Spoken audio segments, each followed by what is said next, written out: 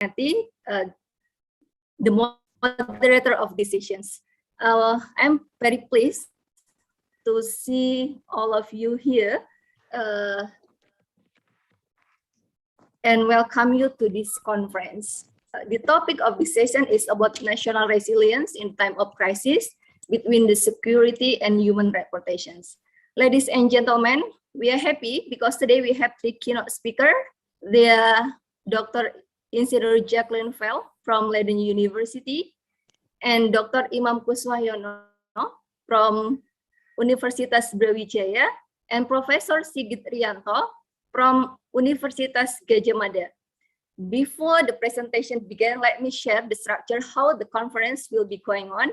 Firstly, each of the speakers will present their topic for about 20 minutes, and then we will begin the question and answer sessions. In the Q&A session, we will give the audience the chance to deliver their questions and directly to the speaker. So we'll be requested to turn on your speaker and your camera as well, or you can write down your question in the chat box. And then we will have closing sessions in which the speaker will give their concluding remarks.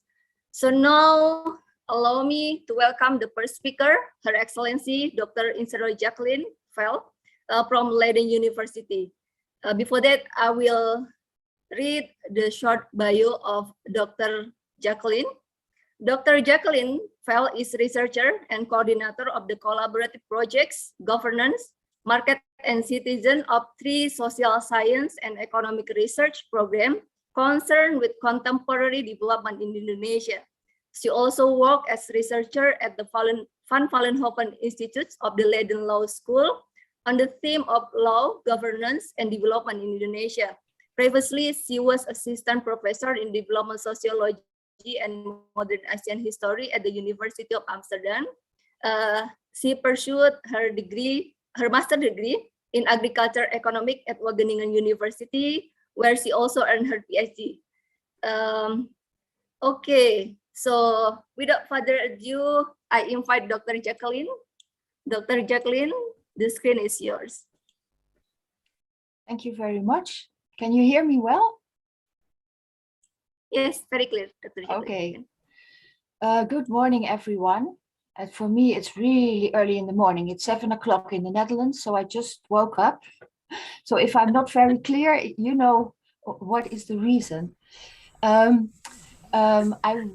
For my introduction, I would just like to add a little that at the moment I am more working as the coordinator of the program Strengthening Legal Education in Eastern Indonesia at the Van Vollenhoven Institute, and also collaborating with many of you who are present at this moment in the conference. So I would just like to add that. I asked the organization whether they could show my slides for me. Is that possible? And in the meantime, I will say that the theme of this panel is close to the research that I have done together with co-authors about social security and food security and household vulnerability.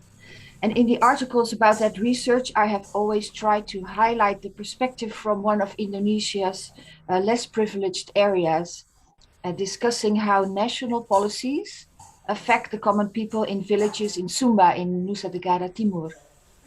But today I will do something different than usual. The next 2 speakers in this panel will discuss the theme in the context of Indonesia. So I thought it will be nice if I address national policies and debate about COVID pandemic in the Netherlands this time. So bear with me, I'm not a specialist on these issues, but I think for the conference it will be nice to get an insight in other country. So, and I hope that presenting some highlights from my own developed and wealthy country and the societal debates over here will stimulate a comparative perspective through which you can recognize similarities, but also differences with the situation in Indonesia, and perhaps recognize the factors that determine the differences. Next slide, please. But first, I would like to reflect a little on the concepts of national security and resilience.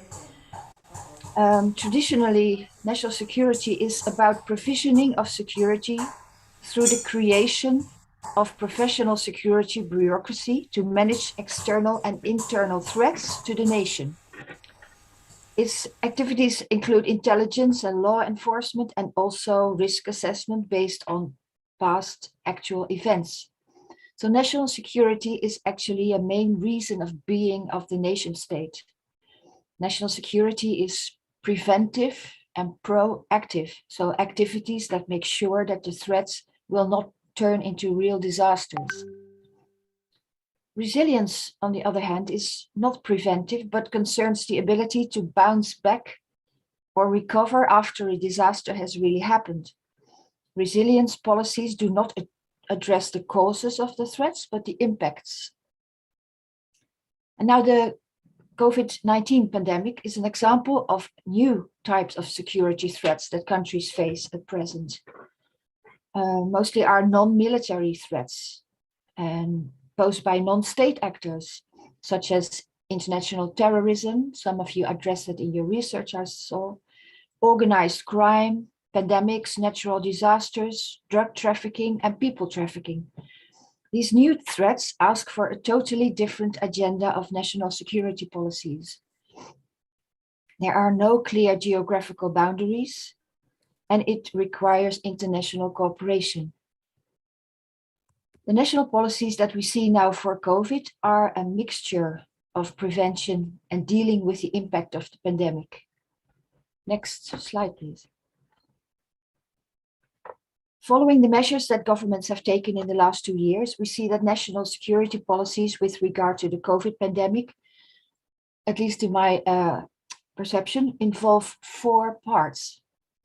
First is, of course, health, trying to protect the population from getting infected and to secure the capacity of the healthcare system for those who will become ill and need treatment.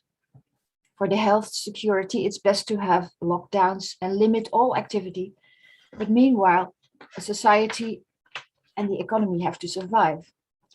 So food security, or more in general, critical infrastructure protection, are needed to keep the society going on. Soon after the emergence of the pandemic everywhere in the world, it became clear that the political debate became health security versus the survival of the economy. Governments made compromises, and the impact was different for various categories of citizens. So let's now turn to the case of the Netherlands. Next, please.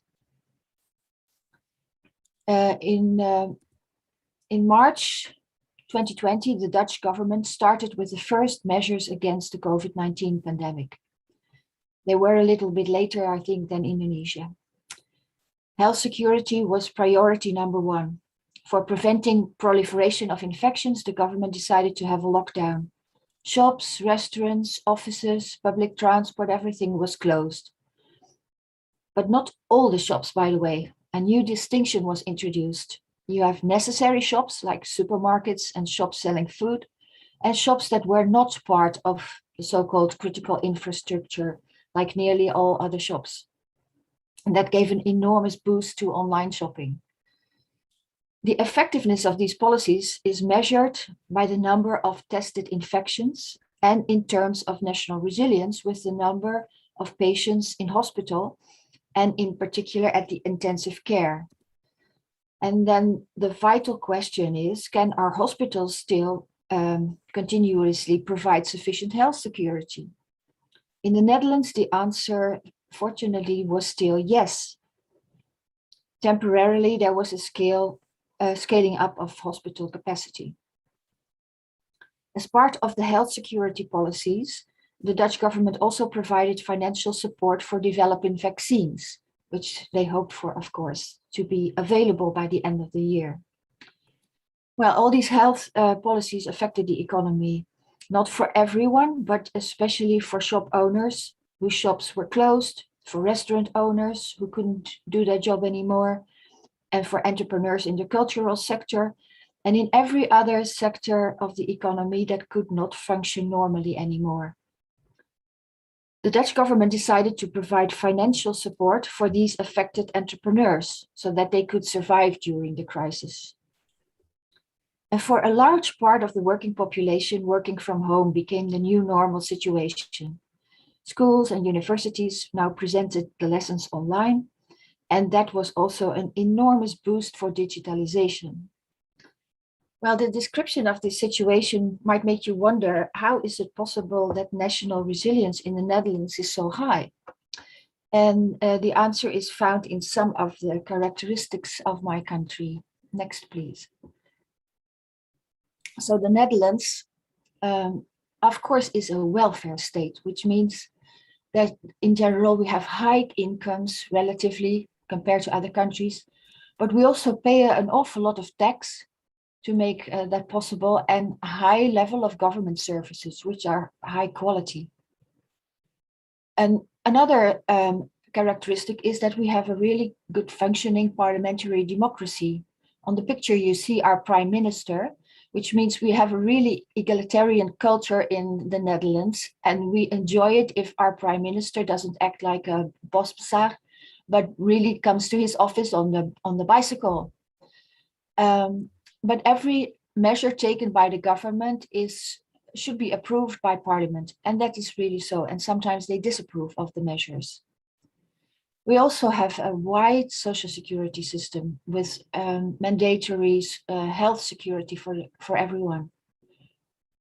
It's actually a small country also, 17.3 million people. It's like 2 times Jakarta or so. It's not very larger than that.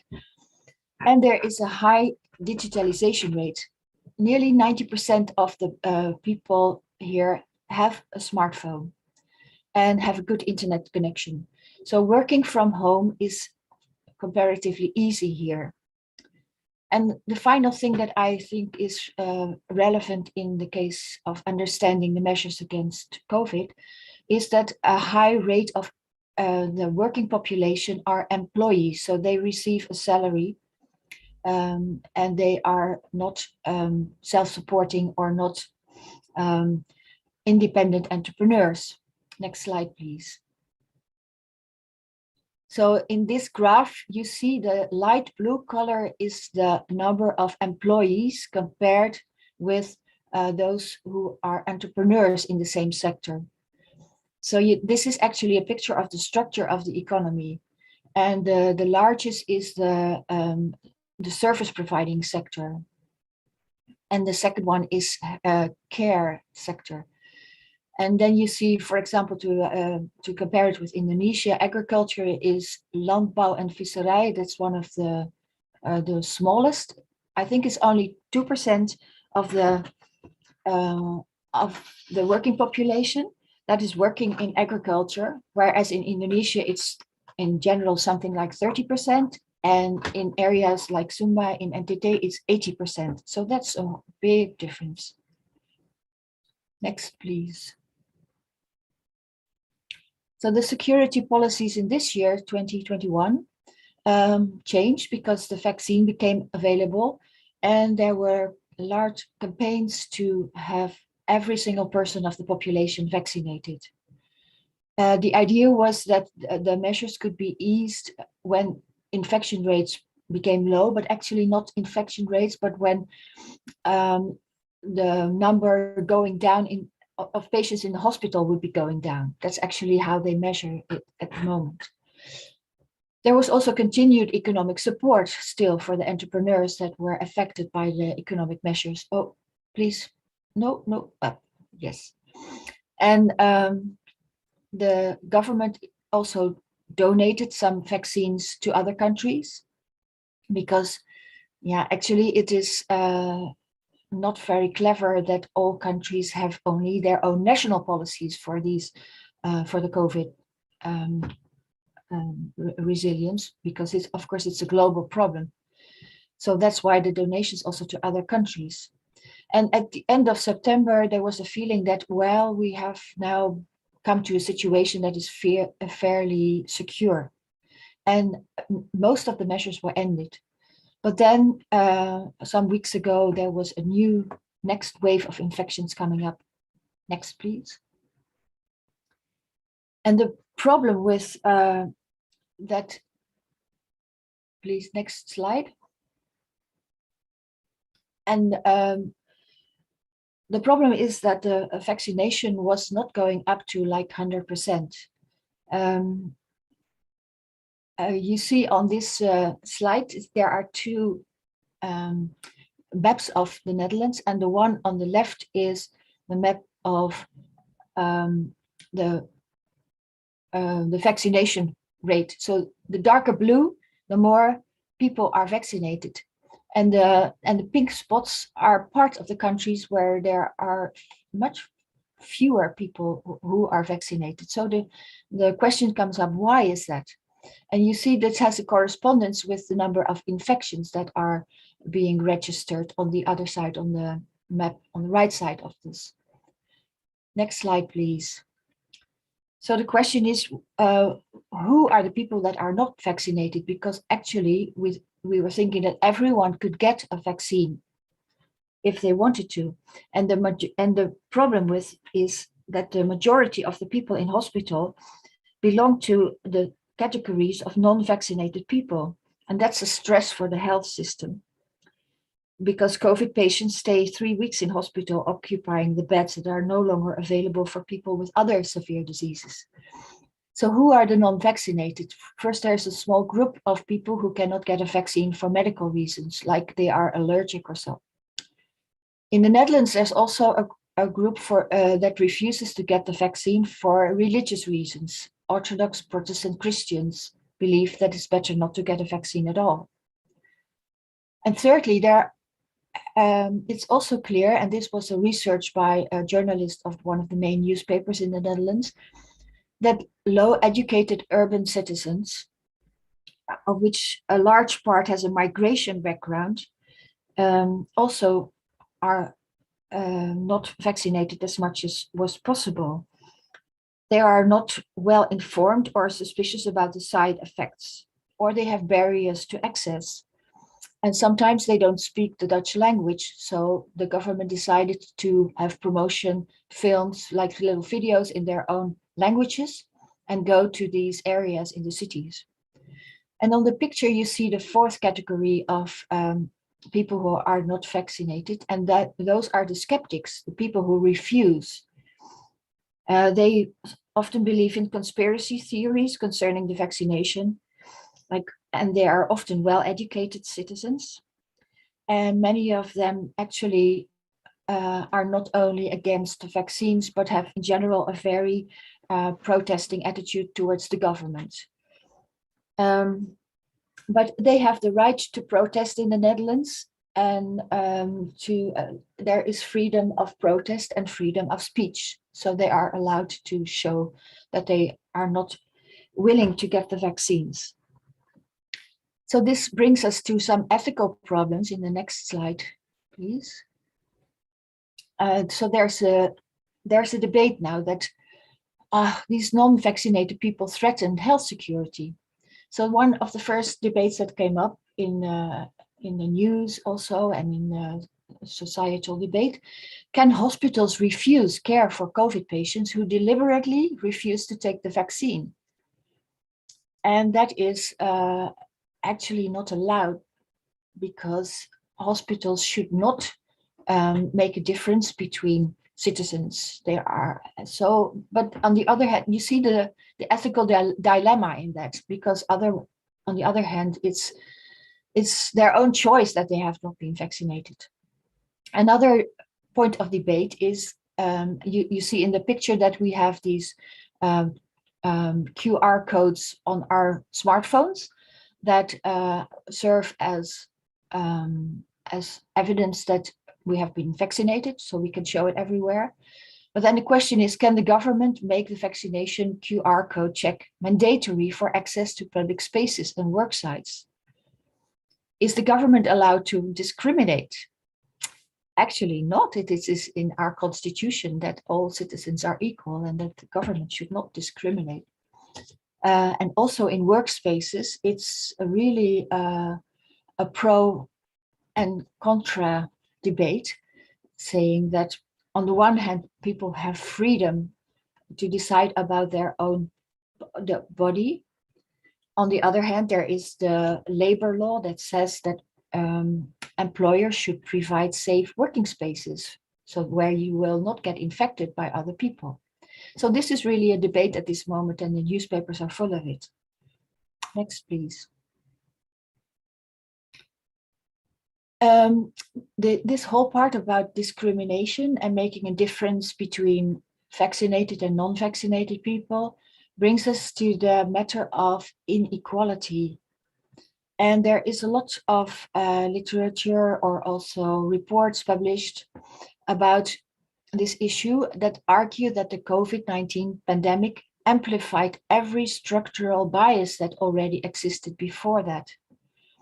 So what we see happening is gaps in access to healthcare and vaccinations, but also gaps in access to technology and the internet, like the digital divide. And there is a big gap between high-earning employees who can work from home and those who cannot work from home and lose out. Like, for example, in the Netherlands, many of the migrants in the big cities who have types of jobs that cannot be performed from home. Next, please. Next slide, please. So this article that you see on the bottom of the slide argue that COVID is not a socially neutral disease. And in this graph, you see the political and economic and environmental conditions. And then inside you see all the characteristics of categories of people that determine their vulnerability or precarity on the effects of something like a pandemic. And this is really important in the national policies to make a differentiation between categories of people. Next slide, please. So if we are speaking about national resilience, then that's often hiding the fact that national resilience is an aggregate of the whole country, of what is happening in all the parts. Well, if you imagine Indonesia, you can see how different the various parts of Indonesia are and how different groups of citizens are in Indonesia. So I already highlighted people's resilience for the case of high resilience. But if we look at low resilience, what are the characteristics? Well, that's often for people who are self-employed, informally employed, or casual laborers. They can get easily dismissed if things go bad with the companies. They have no internet access, no smartphone, no laptop, limited access to information or bad information. And in short, they are really vulnerable. They don't have insurance. They have no protection of the government directly. And in those cases, most human rights are not fulfilled yet. So it is easy to say, well, like in my case, I often study about Sumba in NTT. So the situation of low resilience is happening far away in Sumba, and high is happening close to my home. But that's not really the case. It's also within wealthy countries, like I showed in the big cities in the Netherlands, for example. There are really big clusters of people who also have low resilience. And it's also happening in Indonesia, that probably if you look in the big cities in Indonesia or in Jakarta, you see many people with high resilience compared to the areas like the rural areas of NTT. So my last slide, please. So, for example, the Global Initiative for Economic, Social and Cultural Rights is arguing that inequality is a real pandemic. So women, workers, and indigenous people are some of the most vulnerable groups facing crisis caused by COVID-19. And the vulnerability, I really agree with that, is not only because of the pandemic, but it is from structural conditions of precarity and poverty that have worsened in the past decades, hindering the enjoyment of their fundamental rights. So I think that the rising inequality is actually the main threat to national security. And I'm looking very much forward to hearing what the next speakers will say about that in the Indonesian situation. So thank you very much for your attention, and I would like to give over to Ibu Rika. Okay, thank you, Dr. Jacqueline, for such informative and interesting presentations on national policy on COVID-19 and the challenge of increasing inequality. Ladies and gentlemen, from Dr.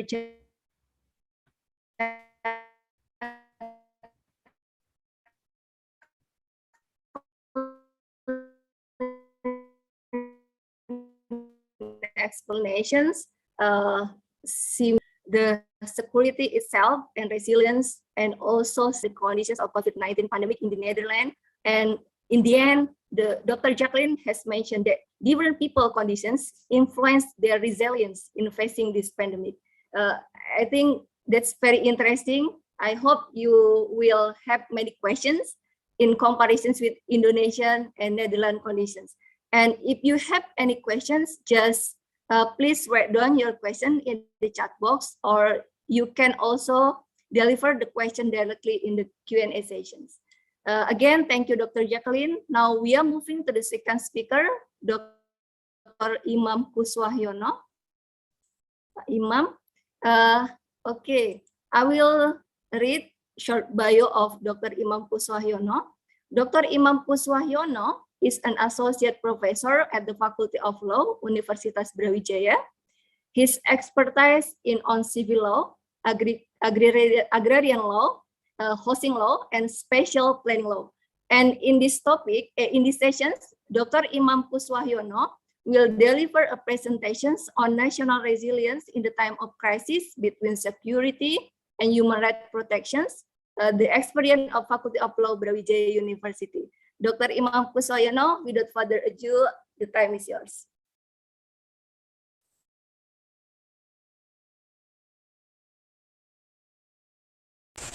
Thank you very much, Mrs. Rika Kurniati, PSC, as moderator for this discussion in this panel. Thank you for the opportunity for me to given this auspicious occasion. I am Imam Cospariano, representing the institution, namely Faculty of Law, Brawijaya University, will present my short paper entitled National Resilience in the Time of Crisis Between Security and Human Rights Protection, the experience of Faculty of Law, Brawijaya University. Secondly, I am grateful that on this panel I was accompanied by old friend of mine who is well known as a socio-legal expert from Leiden University, Mrs. Dr. Jacqueline Pell, and the expert of public international law, former Dean Faculty of Law, Gadjah Mada University, Professor Sigit Rianto, who is also my classmates in Gadjah Mada University. So I will present the what is early research conducting since 2019 until now, that this paper discusses problem correlation between legal research that focus on the debate on security approach on the one hand versus the protection of human rights that took place during the COVID-19 pandemic in the multidisciplinary manner in microscope, namely the Brawijaya University. The first assessment of the dynamics of socio-legal research by undergraduate and postgraduate students. The secondly, study of the dynamics of collaboration socio-legal research between the research team of Faculty of Law Brawijaya University lecturers and their partners, found that the security approach carried out the government, including the local government, had serious impact on the protection of human rights, so that collaborative research was significantly hampered in achieving the set targets. The breakthrough steps taken by the institution are changing the theme to make a strategy effort and gathering support from the wider community and proactively providing assistance to respondents. The background of this paper is the first. There are many legal cases that the base of law enforcement apparatus in Indonesia, such as corruption, human rights violation, environmental issues, domestic violence, child trafficking, employment, and traditional adat communities and their relation with natural resource and land affairs. Considering the phenomenon of base of Professor Sulistiyowati findings, there is a relating to be made with the experience teaching legal science, specifically at the both of Faculty of Law and other faculties. There is student proposes the same characteristic, having a little room and time taking additional courses from the other discipline in order to enrich their insights and experience to examine their science in reality. The implication that when students choose a non-doctrinal research method by experience, it becomes necessary to explain again from the beginning. For as long as logic reasoning is sound, that there is relevant foundational basis that allows the critical examination of theoretical basis and research findings. This is what constitutes objective and validity as one of the basic requirements to determine quality and quality of the research. Regarding the curriculum, that undergraduate level is characteristically black letter and is lacking in openness for the complete study of legal science, at least at the minimum requirements.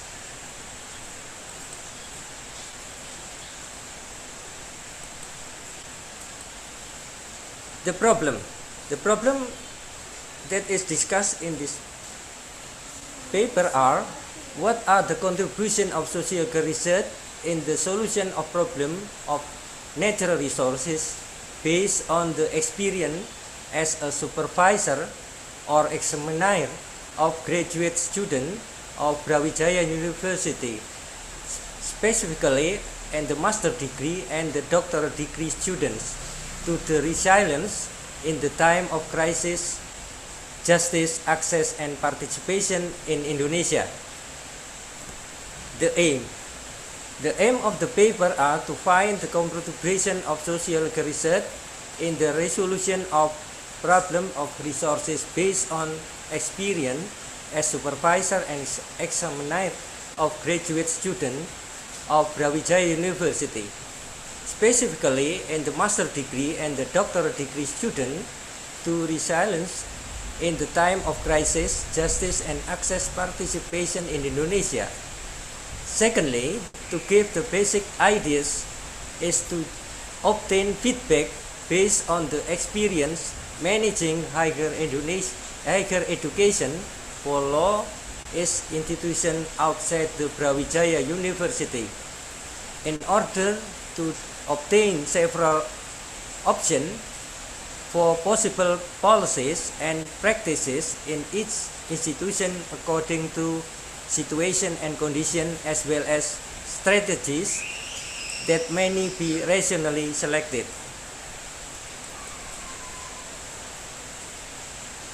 The findings and discussion.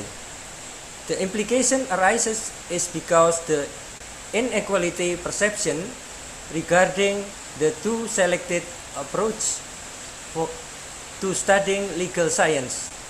This has an effect on learning as well as students who select a certain approach if they are supervised by supervisor of the other ideology. The institution has at numerous times facilitated the organization and workshop, training, and national seminar to provide insight on the struggle of two ideologies that is actually do not need to be pitted against one another. From the student perspective, has shown that students who choose the empirical of sociological approach graduated faster and with better result compared to those who chose the normative approach. The determining factor is the better mastery of concept or principle, theories, and principle by students who choose the empirical approach compared to who choose the normative approach. Further, the data processed by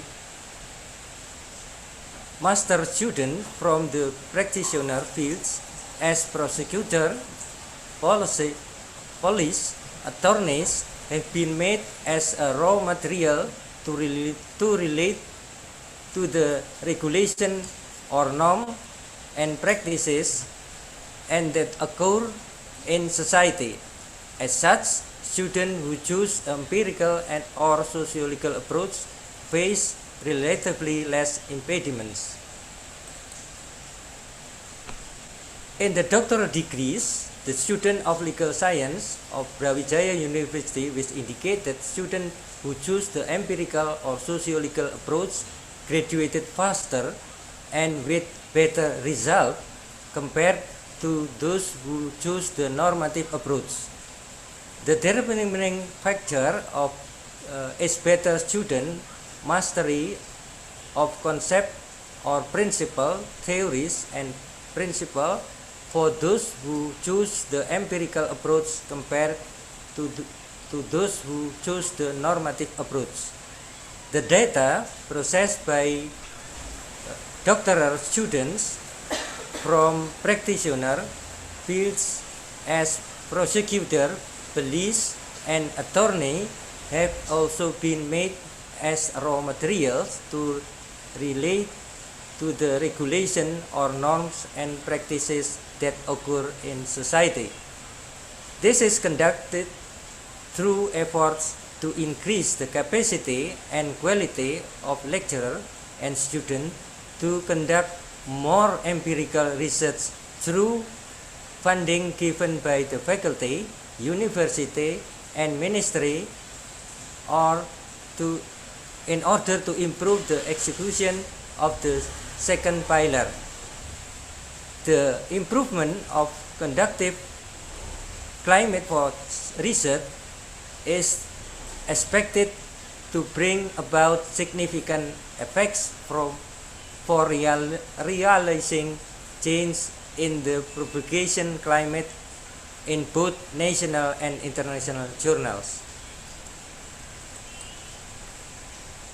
Before the occurrence of COVID-19 pandemic in Indonesia, activities of three pillars were quite conductive, organized smoothly with minor hurdles in issue of administrative and financial reporting. The converse occurred when COVID-19 pandemic occurred, as direct and real effect were faced in executing the three pillars, specifically in the field of research and community service. The material for illustration and discussion in this forum is cooperation of institutions between the Faculty of Law Brawijaya University and the partner agency, one of ministries of the central government, which was supported by institution of research and data analysis for resource conflict.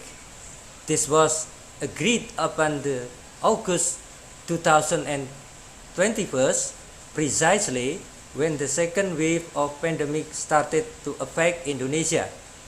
In the middle of October 2021, when the first evaluation was conducted, development of collaborative research results were proven under control. The following effort of the collaborative team had been made optimally while the research conducted with basis of primary legal materials. Discussion had been made to map out the problem, find the root of problem, and suggest several options for solving the problem online twice month for 2.5 hours. Based on the result of mapping out and finding the roots of problems, the study team conducted in an in-depth discussion with the field data seeking team to improve research instruments and determine key information as the most appropriate targets. As the result of the discussion with the field data team, the team created an alternative model for the resolution of conflict as the material for multi-party discussion with government team. Conclusion. The conclusion of this paper is, during the 64 years of development dynamics of the Faculty of Law, Brawijaya University, and carrying out the vision, mission, and these pillars of higher education, difference had arisen in the viewpoints of legal research approaches as the result of battle, truths, or ideologies brought in each lecturer who were educated in higher education institution outside the Brawijaya University. The implication that arise due to inequality of perception for two choices approach for the study of legal science affect both learning and students. An effort that has been conducted by the institution to overcome the obstacle of impediments of stalling or stagnation due to differences in perception of legal study approaches is to facilitate organization of workshops, training, national seminar to give insight on the two ideology struggle that have no need of being put up against one another. The creation of study center institution within Faculty of Law Brawijaya University, such as Center of Development for Regional Autonomy, Center for Development Agrarian Law, and so on, and nearly 7 other development centers has not been active in bringing significant change, which are proven by result of socio-legal studies. That's all, Ibu Moderator. Thank you. Yeah. Thank you, Dr. Imam Cospariano, for sharing your research finding and sharing with us also the experience of the Faculty of Law, Brawijaya University, and how the social legal research, the debate in the Faculty of Law, and the contributions of social legal research in the resolutions of problems based on the experience of the supervisor, from student, from master and doctoral degree. Is it correct, Yes. Dr. Imam Cospariano? Yes, okay. Very interesting. Now we are moving to the last but not least, of course, of today's speaker, Professor Sigit Rianto. Professor Sigit Rianto is the Dean of the Faculty of Law, Universitas Gadjah Mada, and also the Chairman of Center for Security and Peace Study. Professor Sigit Rianto area expertise, including legal theory, jurisprudence and legal interpretations, law on society, international trade law, also human rights law. I invite Professor Sigit Rianto. Okay, Professor Sigit Rianto, the time and screen is yours. Okay, thank you, Ibu Rika, for acting as moderator this session. Bismillahirrahmanirrahim. Assalamualaikum warahmatullahi wabarakatuh. Good afternoon, everyone. I hope that all of you still in high spirit, in a good condition, and enthusiastically joining this very important seminar. Honorable speaker and distinguished participant, it is a great honor for me to be one of the speakers in the context of socio-legal conference organized by our college in the Faculty of Law, Universitas Brawijaya in Malang. And this session, we are discussing about the national resilience in time of crisis, especially within the national security and the protection of human rights. And I believe that all of us familiarly and understanding with this issue that is very broad, and this issue also provoking debate around the world. However, for the sake of this conference, I have to focus my presentation concerning how the COVID-19 also having relationship with the vulnerability of freedom, especially freedom of expression and academic freedom, and more specifically with the current situation in Indonesia. So to make me easier in delivering my idea, I have to share my PowerPoint.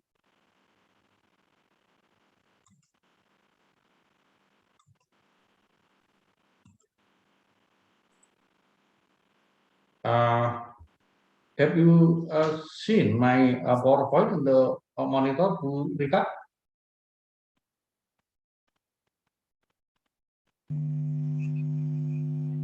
Okay. My presentation this session is concerning the national resilience it is okay. In the time of crisis, and more specifically about the COVID-19 and the new vulnerability in academic freedom, with the specific reason the situation in Indonesia. My colleagues, ladies and gentlemen, focusing on the relationship within the COVID-19 and the freedom of expression and freedom academic freedom. So there are at least 4 points I would like to highlight to be discussed in this international conference. First of all, of course, with the current situation of COVID-19 that going on around the world, we should identify and also describing the contemporary context of the COVID-19. And then the second issue is that the pandemic is going around the world, and also at the same time, due to the magnitude of this problem, there is an opportunity for the government to making expansion, especially in the executive power. And the expansion of the executive power, however, there are positive and negative effects. Significant trend of shrinking space for civil society, and also threat to freedom of expression and also academic freedom. Let me see into the contemporary context. The coronavirus reshaped the democracy and governance. All of us understand that the COVID-19 pandemic will likely have a transformative effect on multiple dimensions of democratic politics and also on governance more broadly. The COVID-19 pandemic is not only wreaking destruction on public health and the global economy, but disrupting also the democracy and governance. And government around the world have used the pandemic to expand executive power and restrict individual rights. Okay.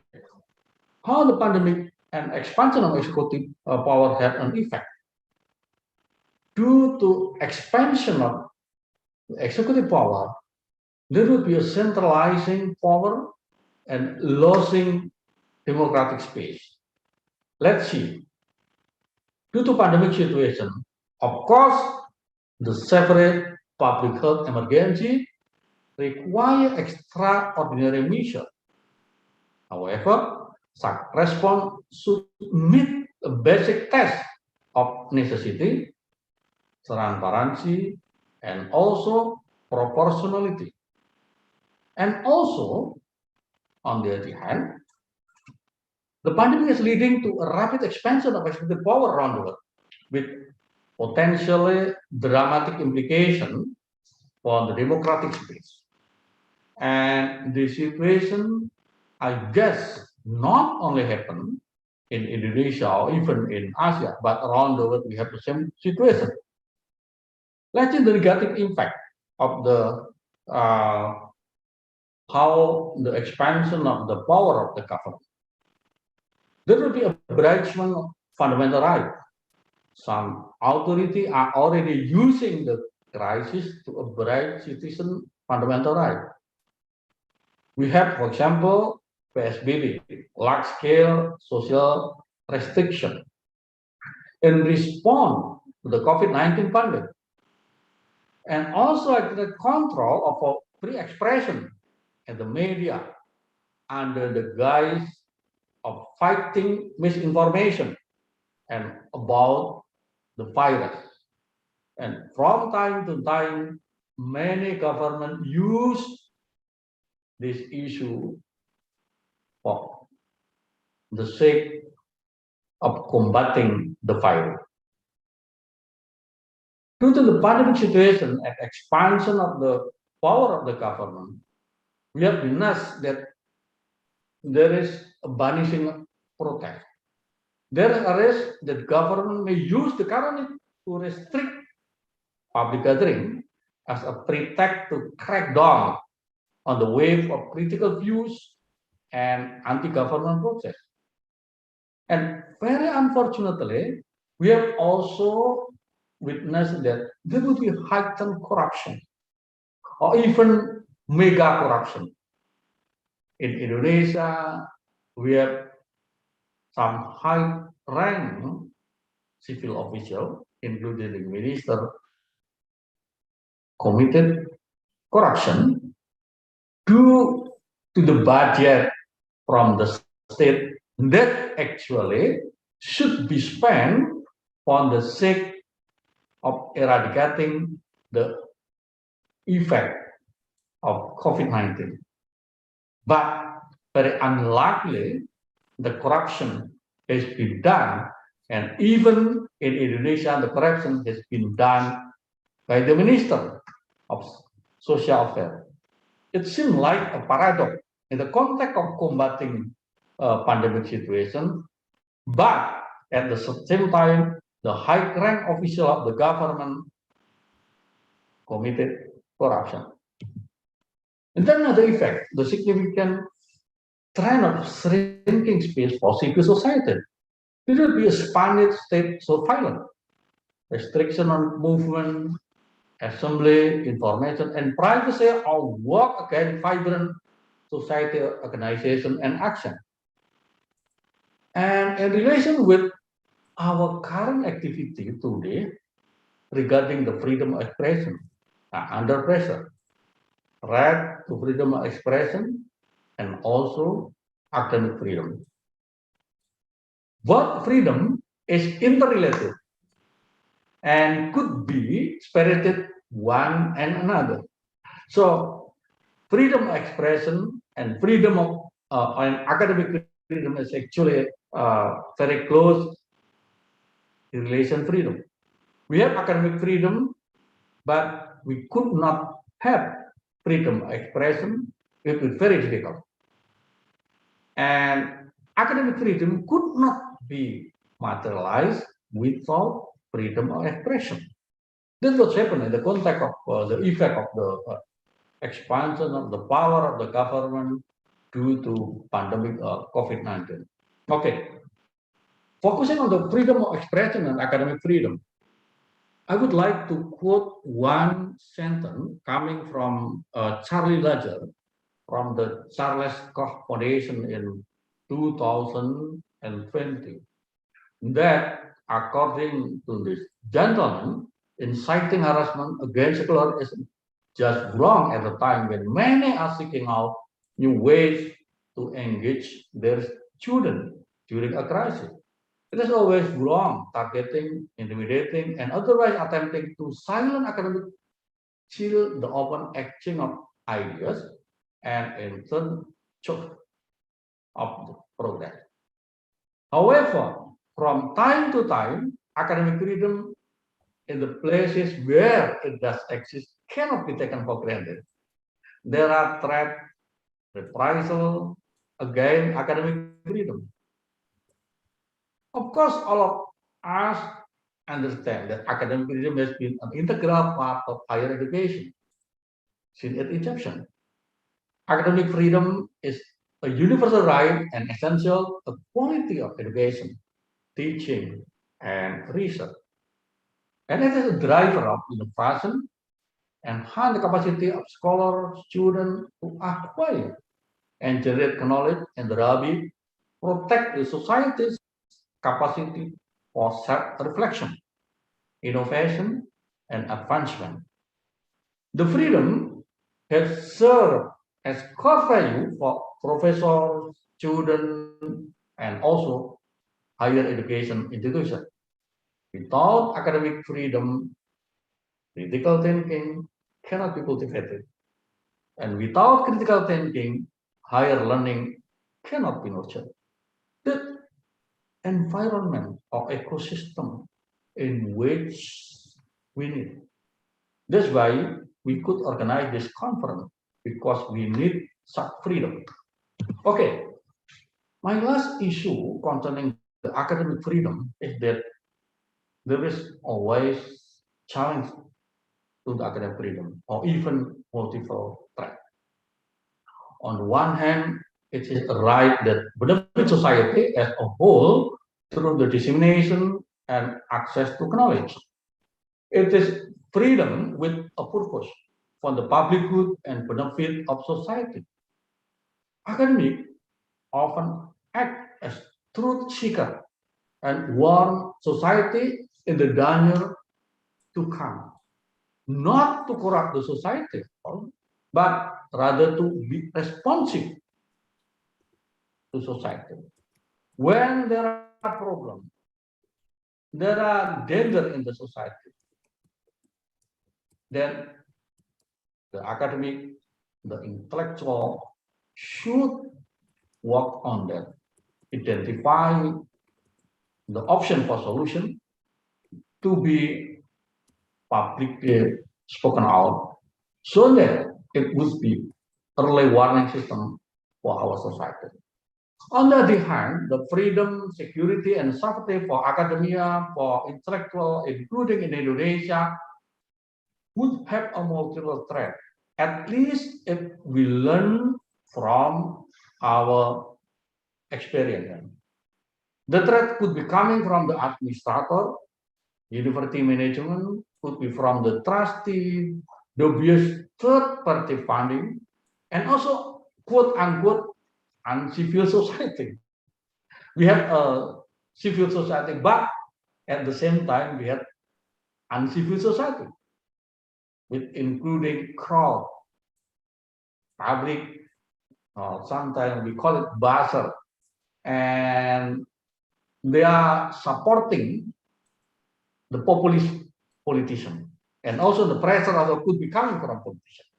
And all of us have to deal with such a threat in order to defend our academic freedom and also freedom of expression. We have some example in the last 2 years in our university in UGM, and also in certain university likewise in UI in Jakarta, and etc. There are many cases for that. Okay. Last, I would like to conclude my short presentation in 2 sentences. First, the COVID-19 outbreak is certain to have several political, social, and economic consequences for Indonesia and the world. The short, medium, and long-term consequences need to be anticipated, of course. And the second is that the crisis may also provide opportunity for us, for movement, to grow their constitution by advocating on behalf of local communities. Civic groups around the world are already responding actively, and in many cases, heroically. There are many activities conducted by philanthropists, by civil society, and by activists, and etc. And it is real action in order to anticipate the crisis to the COVID-19 due to the national resilience. And all of them are acting heroically. Thank you very much. I think I have to stop my presentation at the point. Thank you for your patience. I beg to Rika. Assalamualaikum warahmatullahi wabarakatuh. Waalaikumsalam warahmatullahi wabarakatuh. Thank you very much, Professor Sigit Rianto, for very interesting presentations. From your presentation, we could learn that the pandemic has both positive and negative effect to many sectors, including to academic areas. And now we are moving to Q&A sessions, question and answer. So ladies and gentlemen, if you have any questions to three keynote speaker, just raise your hand. Is it clear? Okay. Now we have Ibu Sulistiawati Irianto. Maybe I will collect 3 or 2 participants. Is there any? Okay, maybe Bu Sulistiawati Irianto, the time is yours. Terima kasih, Rika. Thank you so much for all presentations, my colleague, Ibu Jacqueline, Pak Imam, Pak Sigit. My question will be addressed to Ibu Jacqueline. Thank you so much for very, very interesting presentations. I feel you brought us to the living situation in the Netherlands by presenting your work. Jacqueline, you are the real good researcher in it. But I didn't see Jacqueline. Oh yeah, okay. My question will be on the certain groups of people who refuse vaccines for different reasons. It seems that the problem become global phenomena as it happens in Indonesia or elsewhere too.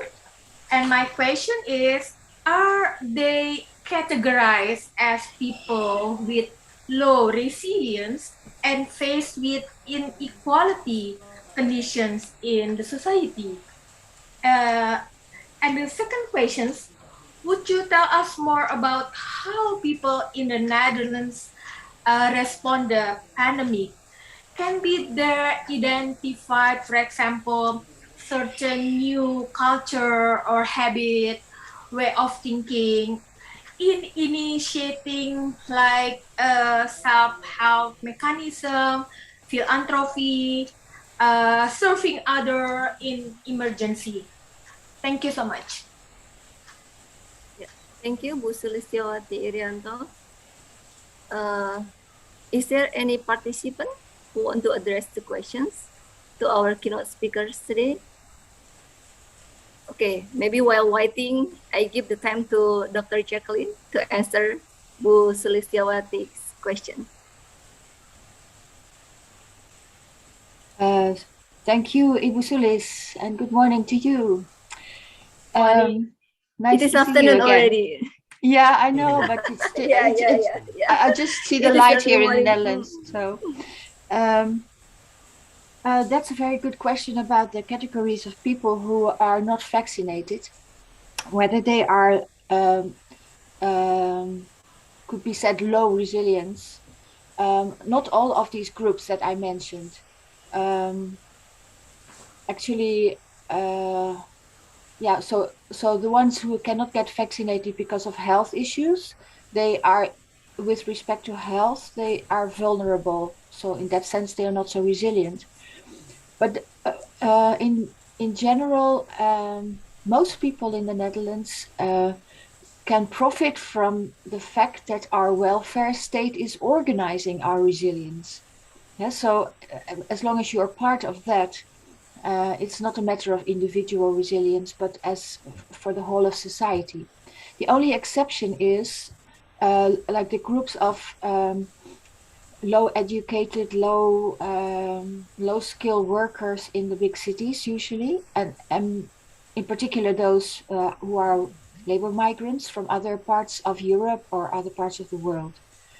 So they might not have access to sufficient information.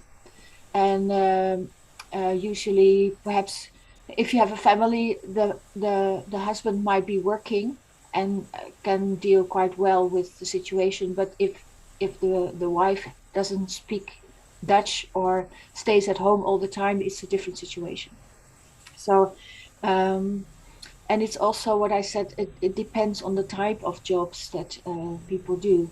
So the larger picture is that there's a high level of resilience for most people here, but some of these specific groups, and that you saw on the map also as orange or pink colored, those areas, resilience might be lower.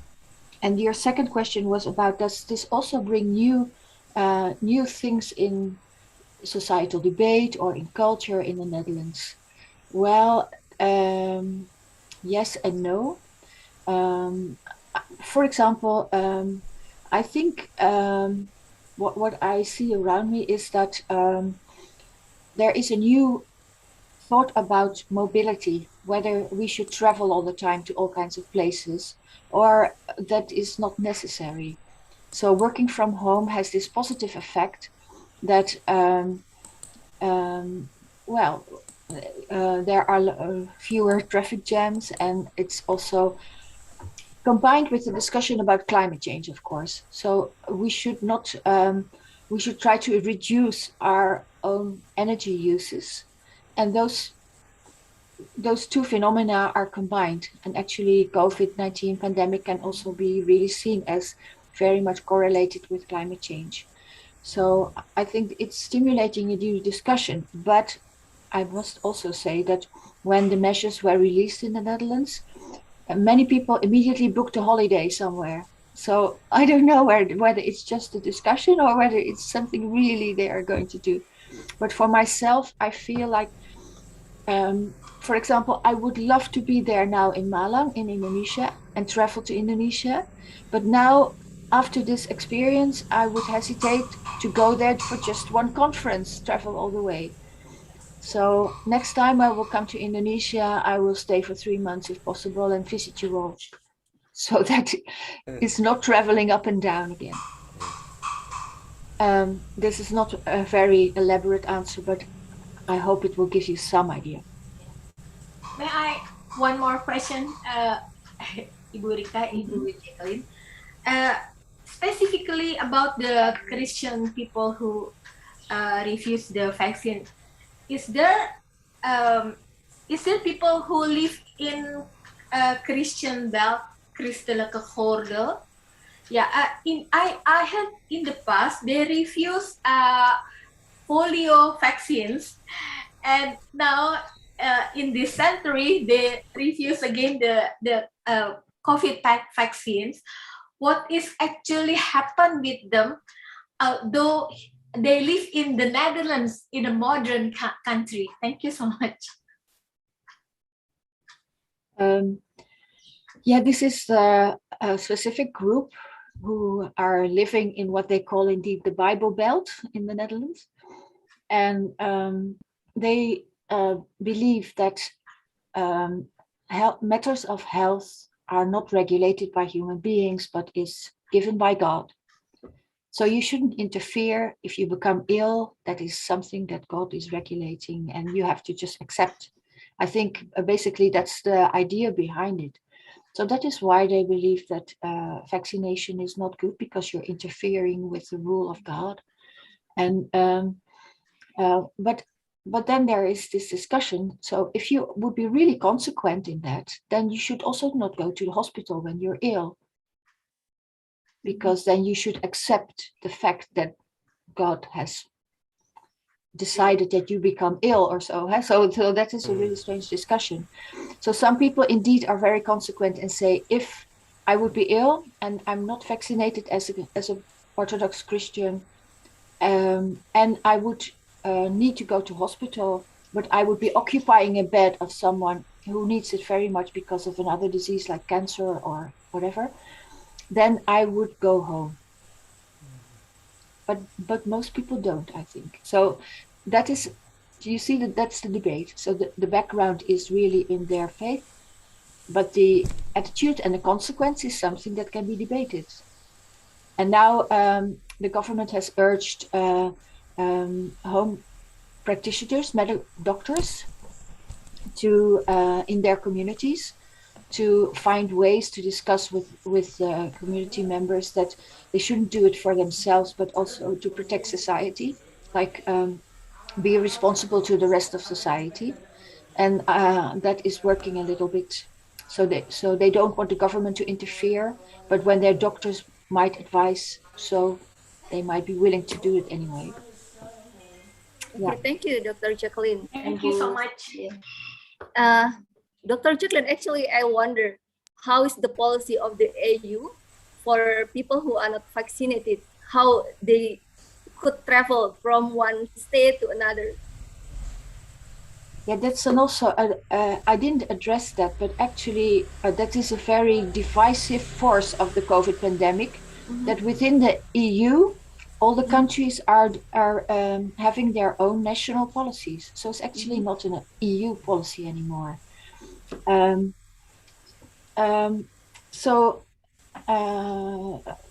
Yeah, so that's basically the answer. Every single country within the European Union has its own policy, and then it has these colors of code on the map, like orange or red, whether you can travel, but you have to be really careful to find out what it is. But the system of the QR codes that I showed on your smartphone also helps traveling. Yeah, it's quite same to the Indonesian conditions. Thank you, Dr. Jacqueline. We have Pak Stepanus Makambombu. Okay, the time is yours, Pak Stepanus. Okay. Please mention the question who want to address to whom. Thank you very much. My name is Stepanus Makambombu.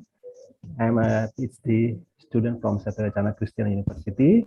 My question will be addressed to Prof. Sigit, but perhaps Bu Jacqueline too can answer. Yes. Talking about the resiliencies, actually it's not only caused by the COVID pandemic that creates insecurity. Like Bu Jacqueline just mentioned about the climate change and food insecurity, but also other disaster. I mean, Indonesia, with regional diversity, has many vulnerabilities. Yes. How can the national resilience system respond to the regional insecurity, enabling the national government to hand over the problem of resilience to region so that they are more responsive?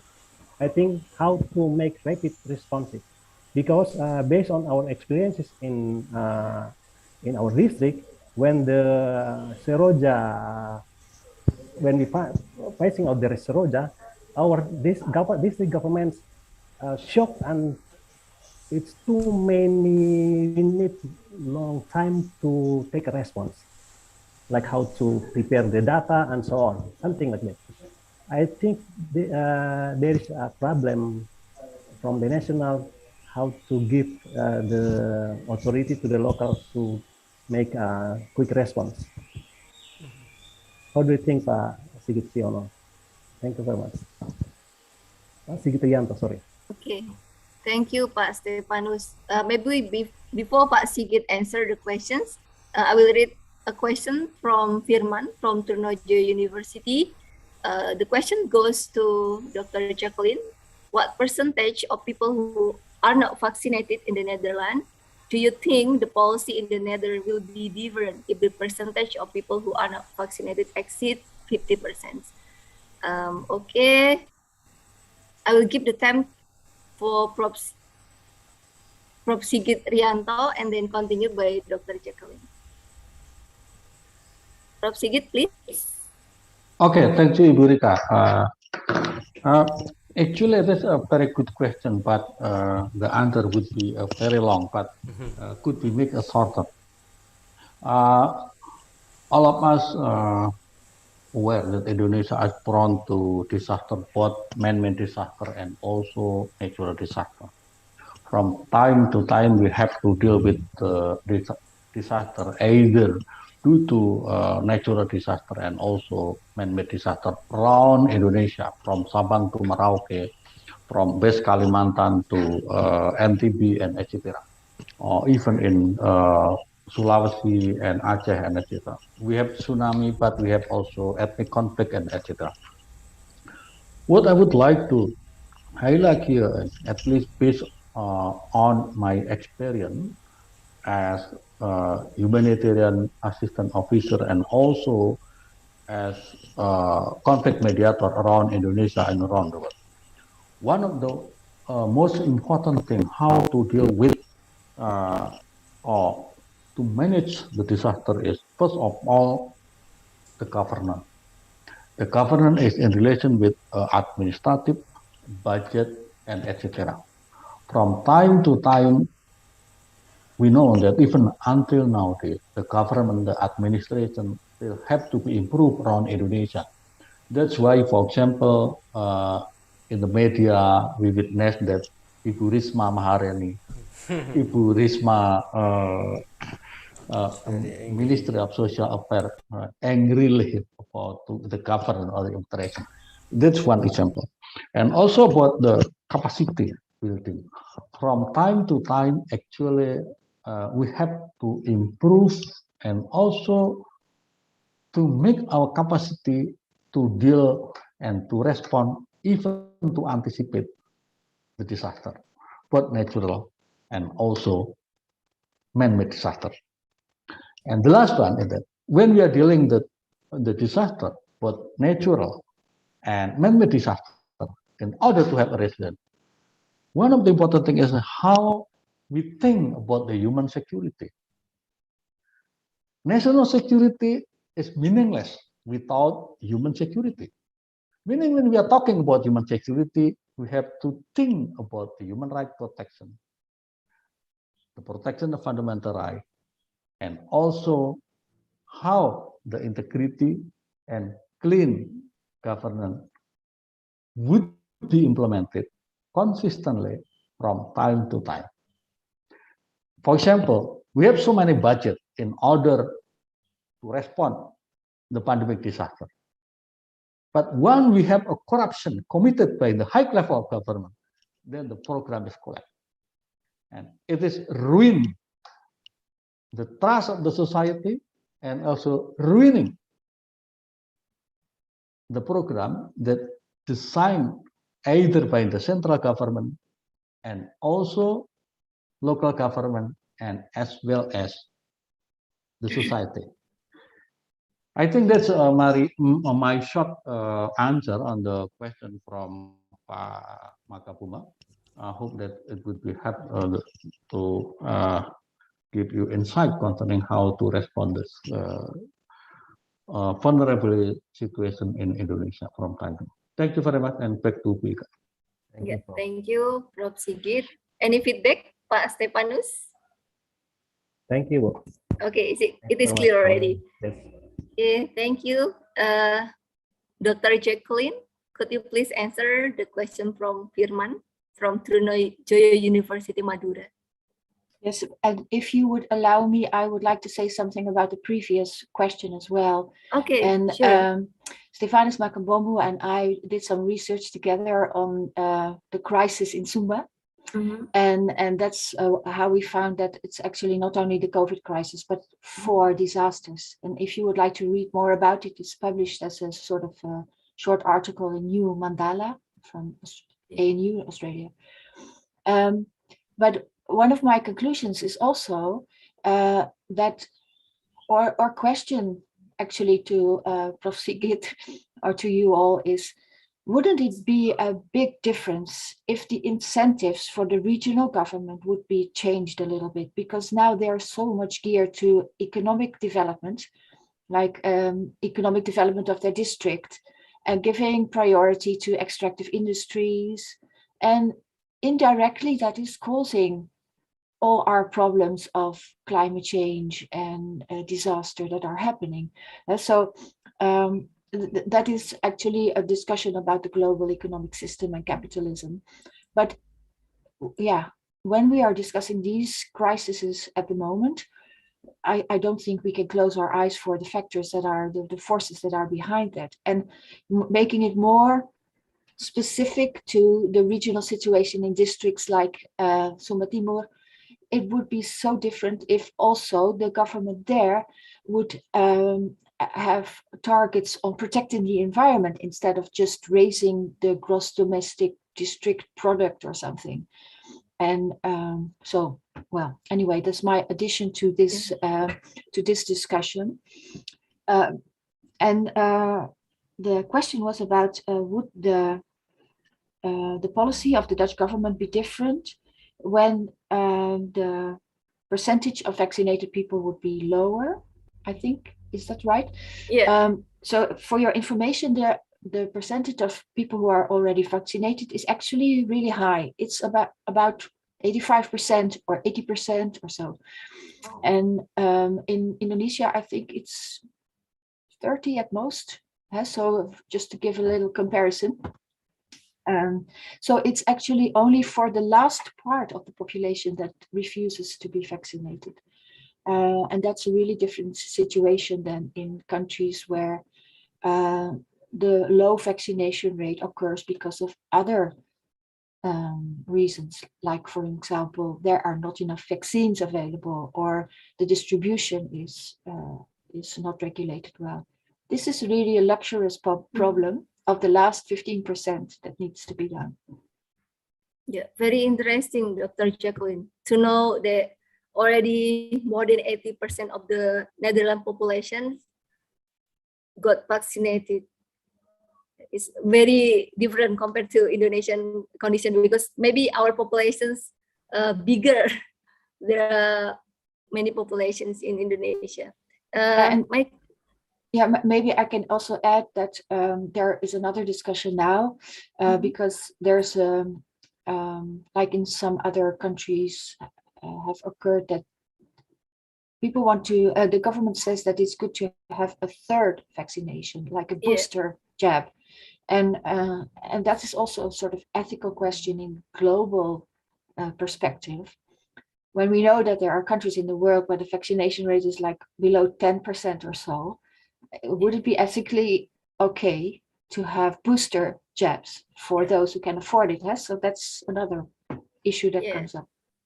Yeah, this is very interesting issue. Actually, in Indonesia, the issue also spreading now. People who already got second shot will get the third one. Okay, we have another questions from Dia Pawestri Maharani. The question goes to Dr. Imam. In Indonesian legal educations, we always face the dualisms of perspective between normative and empirical science and social. Also, the researchers struggle with this issue. For example, it is more difficult to legal scholars and researchers to compete in research grant or in a journal publishing. What do you think about this, Dr. Imam? And how the social legal method work to solve these problems? Yeah, it is very crucial questions because it is always becoming debate in our scholars.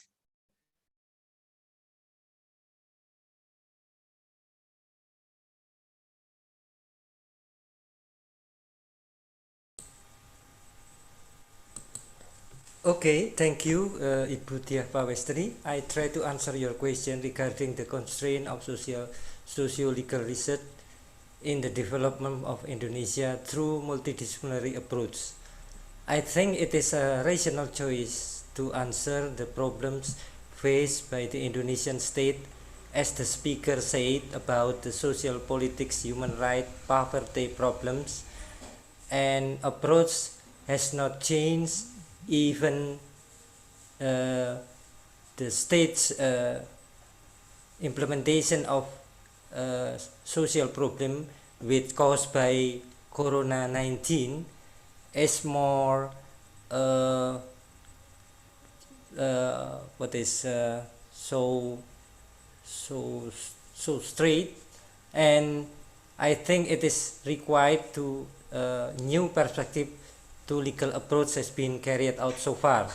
I think it is the first step is how the fundings need to be cooperation with academics or student to handle or carry out about the multidisciplinary research.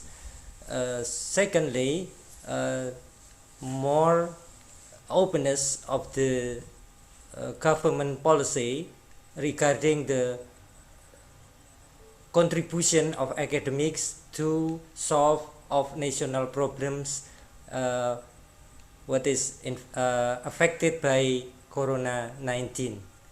I think that's its rational choices. Thank you. Okay, thank you very much, Dr. Imam Cospariano, for the answer. Is there any other questions from the participants?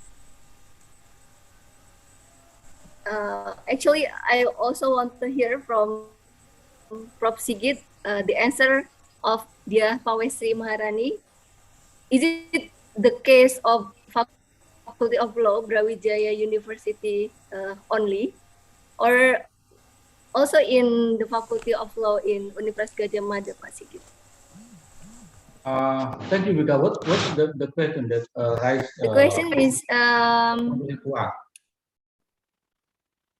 the researcher struggle with the issue. I mean, there are dualism in legal educations between normative and empirical and social science. And some scholars, Budia, one of them, feel difficulty to compete in research grant in a journal publishing. What do you think about this? Okay, thank you very much. I think there is what we call it misunderstanding concerning the how to use this method of normative legal research and empirical legal research. Actually, what method you have choose is it would be depend on the real issue, on the real objective of your research. So actually, what method of research are relevant? What method of research, both normative and empirical, is actually necessary for the development of legal education and also legal knowledge, and as well as legal development. The most important thing is that you have to understand comprehensively and also accurately what the problem you have identified, and then what the outcome you would like to get in your journey when you are conducting your research. Both of these methods could be implemented complementarily, but it will be depend on the how you use it in a specific context, with specific problem, with specific aim or objective of your research. Both of this method of research is useful in the legal education, legal knowledge, and also in the legal development. But the most important thing is that we understand precisely and then implementing this method in the relevant context. That's my answer. Yeah, thank you very much, Prof. Sigit.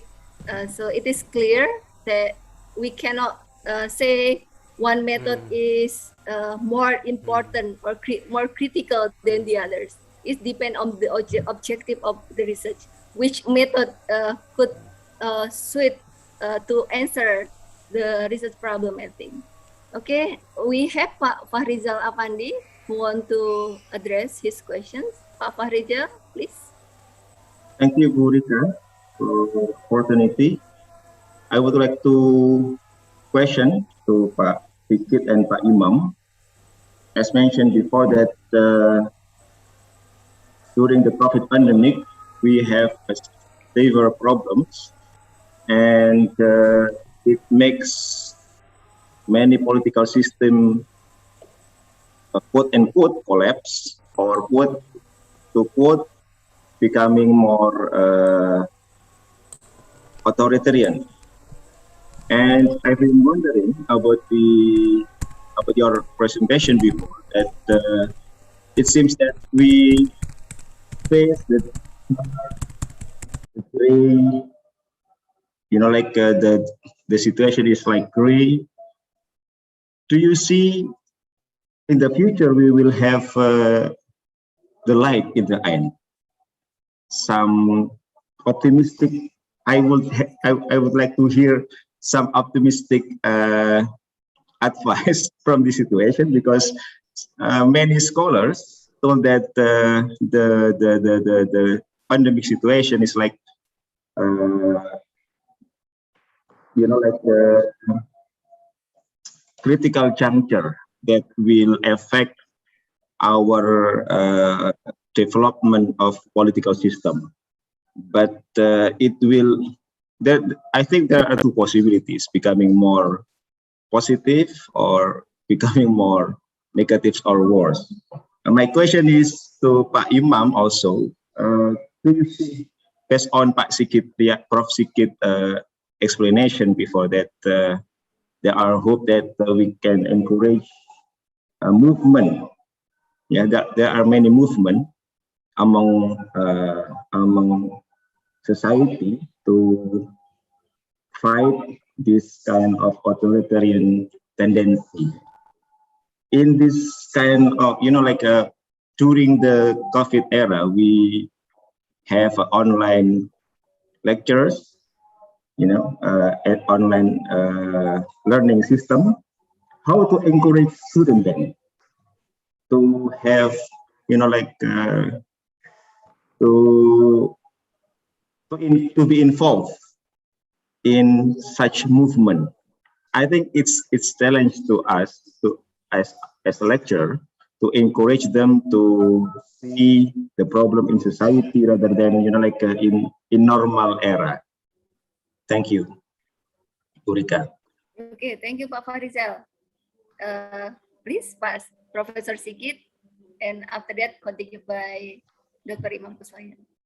Okay, thank you, Bu Rika. Pak Fahrizal, it is a crucial question, and I think it is not question actually.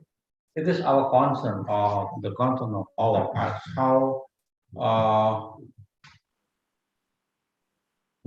we are thinking, and also, if it is possible, identifying option for the future in order to get out from the present pessimistic situation.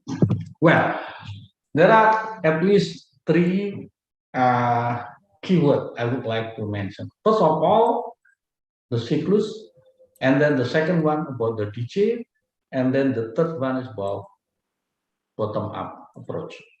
Let's think about the cyclical. We have learned from the history of mankind around the world, there is always a cyclical process concerning the political, legal, governance, and also the development of nation.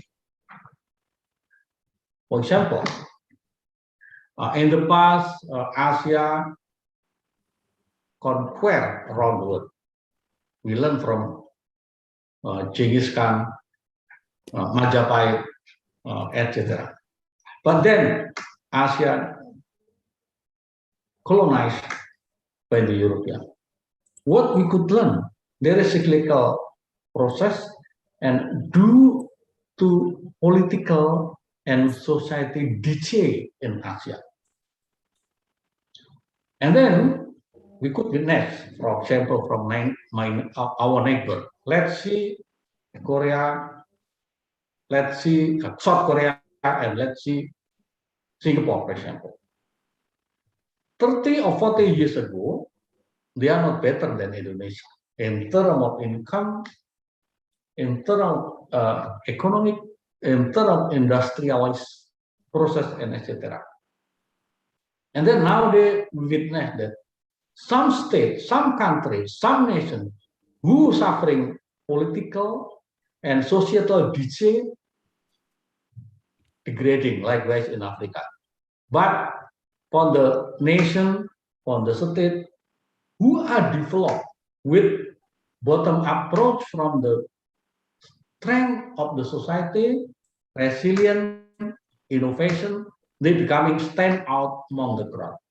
So if Indonesia would like to be stand out among the crowd, first of all, we have to anticipate the political and the societal decay. We have mentioned earlier that there is a corrosion in our political system, and it is our obligation to anticipate and to find out a way out to deal with the corrosion process.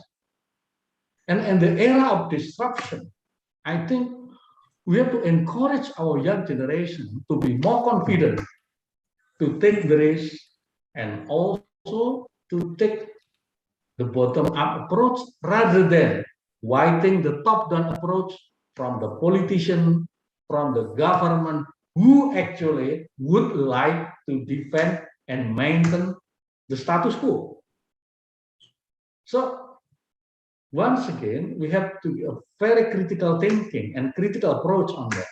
We encourage our young generation to be more confident, to disrupt the status quo that maintained by the elite in government, in political, and etc. And it is also the obligation of the intellectual, of the academia, to promote this idea and also moving forward to encourage our young generation and also civil society. Thank you very much, Bu Ika. I think I have a very limited time to respond to that. Thank you, Prof. Sigit. Now we are moving to Dr. Imam Cospariano to answer the second questions from Pak Fahrizal.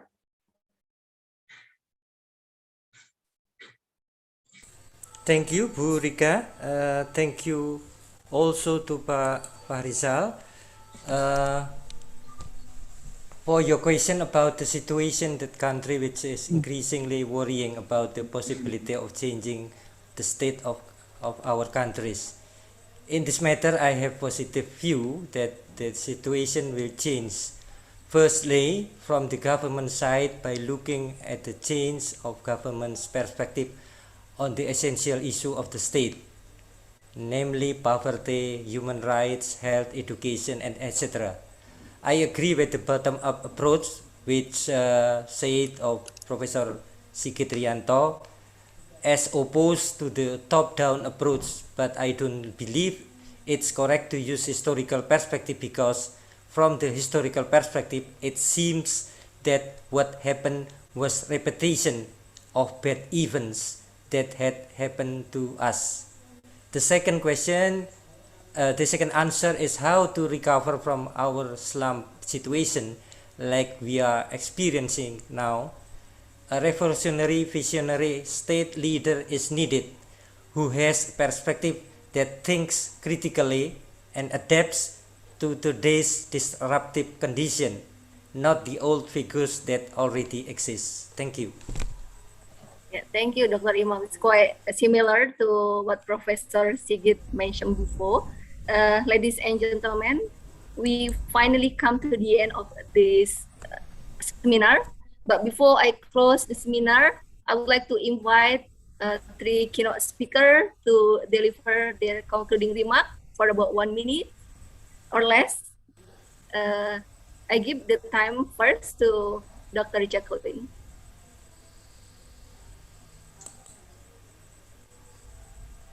Thank you very much.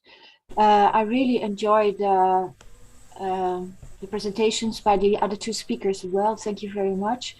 And I think we have a lot to think about for and to do research about for the coming years. And my sort of advice for you all would be to really, as Prof. Sigrid said, take the bottom-up approach and look at the resilience of various groups in Indonesia, and also find out how current crises, whether it's COVID or something else, has affected these groups, and what from the legal system can be done about it.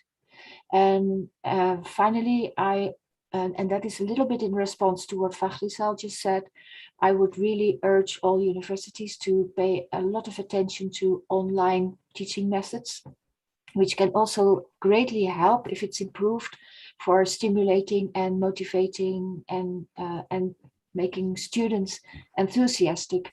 For example, by using also visual methods. And actually, this is also a little bit optimism that these new methods give also new opportunities for engaging students if we find the right ways to do it. So that would be my final remarks, and thank you for having me. I enjoyed this very much. Thank you, Dr. Jacqueline. Now, Prof. Sigit, please. Okay. Thank you, Bu Rika. My colleagues, ladies and gentlemen, I believe that all of us understand that nowadays we have to deal with disruption, challenge, and also obstacle. And for us, our next journey would not be easy or even motivated in terms of economic, in terms of social development of our society, and as well as including our obligation as a lecturer to educate the young generation, to preparing new generation of lawyers in Indonesia and around the world. But we have to be optimistic on that.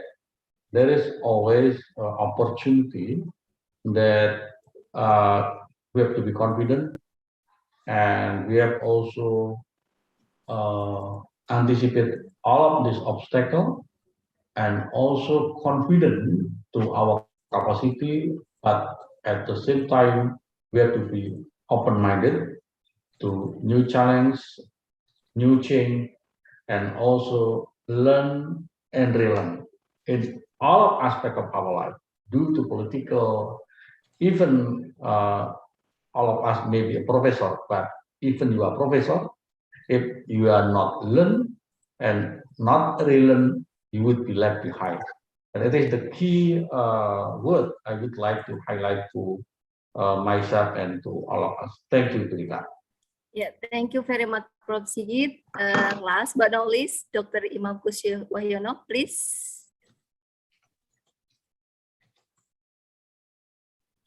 Thank you so much, Ibu Rika Kurniati. Well, first of all, I feel happy in the collaborative discussion at this international conference, with the hope that in the future this collaborative can be continued and improve both quality, quantity, and all fields of academic and non-academic activities. Thank you so much, Ibu Jacqueline Fell and Professor Sigit Rianto, for your collaboration. Well, ladies and gentlemen, before closing the sessions, I would like again say thanks to all the speakers, Dr. Jacqueline Fell, Prof. Sigit Rianto, and Dr. Imam Cospariano for informative presentations and also sharing many critical issues on resilience in the time of crisis, justice and access and participant. And also, I would like to thank all participants for your active participation. Hopefully, this seminar will be beneficial for all. Thank you again. Assalamualaikum warahmatullahi wabarakatuh. Waalaikumsalam warahmatullahi wabarakatuh. Makasih. I will give. Good afternoon. Thank you, Bu. Thank I you, will Bu give the Sulis.